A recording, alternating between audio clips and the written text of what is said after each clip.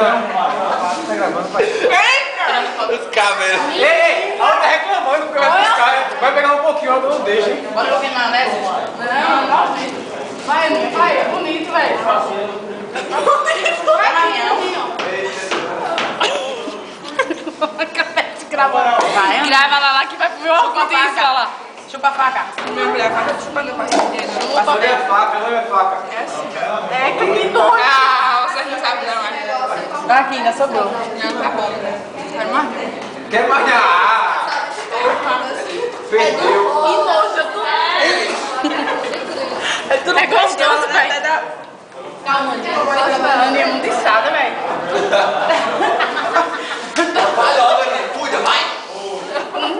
Não perde a pose, não perde a pose.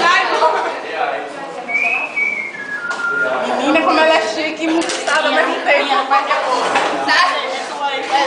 Cadê o guardanapo, hein? Não, olha, Vai não. depois da festa, O Oliver. O Oliver. Vai levando uma marmita pra casa. a minha mãe, a minha avó. Que horror. Vai guardar pra limpar. Bora. Ela filma lá. Aqui. Cadê a máquina? A marmita do Oliver, vamos comer. Todo mundo passou os dedos. Oliver, tu perdeu a resenha.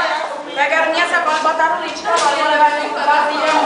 Abrir a tua marmita, velho, pra mostrar. Olha. Cadê o trabalho aí? Acabou sentido assim, né? Você tomou minha água, não sei. Cadê o meu depósito? Vai, não, nem me E assim, então o Carminha deixou.